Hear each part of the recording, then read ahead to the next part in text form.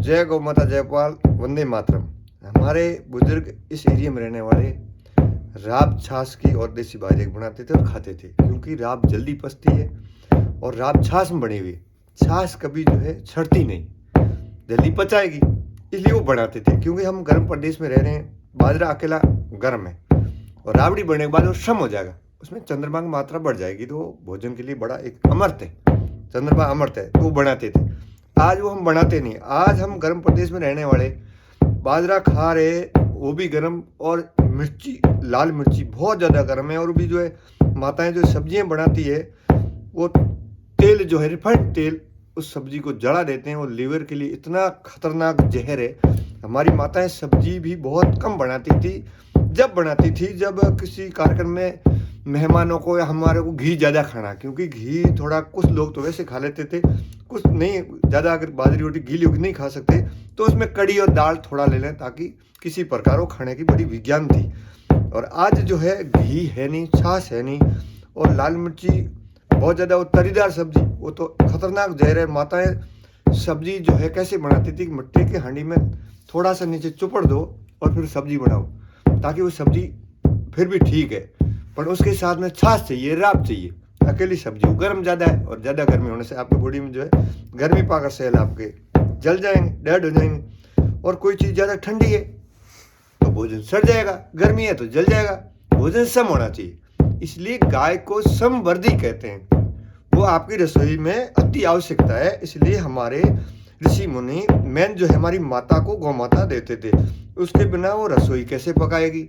पूरी प्रकृति में हवा ज़्यादा जहरीली है तो उसको कैसे ठीक करेगी। गोबर जो है एक ऐसी औषधि है जो जहर को सोखता है, इसलिए गोबर से लीपते थे, घर गोबर का होता था। कृष्ण जी ने गोबर को बहुत बड़ा विज्ञान बताया। मगर आज हम जो मॉडर्न में आके गोबर, गाय, रसोई, इन सब को भूल गए। रसोई की जगह हमने नाम में जो किचन रख दिया, यानी हम भोजन नहीं बना रहे, एक उसको कचरा बना के खा रहे। जैसे कुकर है, उसका नाम भी कुकर है, कुकर में पका हुआ भोजन नहीं है, जहर है। तो कृपया जो हम नाम कह रहे हैं वास्तव में, क्योंकि शब्द तो ब्रह्म है, हमें जानना चाहिए कि हमारे बुजुर्ग राब बनाते थे। दूसरी बात, ये पहले हम राब भी जैसे छाछ में और फिर बाजरे के दलिए बनाते थे। हम थोड़ा और इसको मॉडर्न किया कि इसको रात को बाजरे को भिगोया, फिर इसको कूट रहे हैं, कूटी हुई राब। हम फिर जो पहले छाछ बनाते थे, घी खूब खाते, तो हम इसमें दही में बना रहे। दही में जितनी राबड़ी अगर 25 लीटर बनानी है तो उसका आधा 12 लीटर दही, उसमें पानी डालते हैं, मरते हैं, उसमें घी और डालते हैं। किसी प्रकार उसको जो है घी ज़्यादा खिलाना। डॉक्टर साहब घी की मना कर रहे, हमारे बुजुर्ग बोलते थे घी तो जिए, जब तक जियो घी पियो, उधार लेके भी पियो। उधार लेके पीने का अर्थ है आप घी पी लोगे तो ठीक हो जाओगे, और फिर उसको वापस उधार वापस चुका दो। और हमारी परंपरा में जब बच्चे की शादी तो घी क्यों पिलाते, घी वो पिएगा तो वो शादी से कहीं बीमार ना हो। ये बड़ी गणित थी। अब जो हम उस गणित को भूल गए। गाय का गौमूत्र कितना पावरफुल है, गाय का गोमय कितना पावरफुल है, घी कितना पावरफुल। 3 ऐसी औषधियाँ जो बॉडी में और ब्रह्मांड पूरे में जो जहर है उसको जो है शुद्ध करती है और फिर से शक्ति बढ़ाती है। तो कृपया हमारे बुजुर्गों की गणित को हम जाने। हम दुनिया को बहुत कुछ ज्ञान देते थे, रसोई की बड़ी विज्ञान है। ब्रह्म मुहूर्त में उठ के ये सारा भोजन बनाते थे, ईश्वर से जुड़ के प्रेम भाव से जो है चलते थे। मगर आज जो है उस ऋषियों की विज्ञान को हम भूल रहे हैं, तो रोग बढ़ रहा है, प्रेम है नहीं। और जहाँ भी डॉक्टर साहब को गारंटी और मांग रहे, अरे न तो तुम्हारे डॉक्टर साहब ने बनाया, न किसी ने बनाया, उस परमात्मा ने बनाया।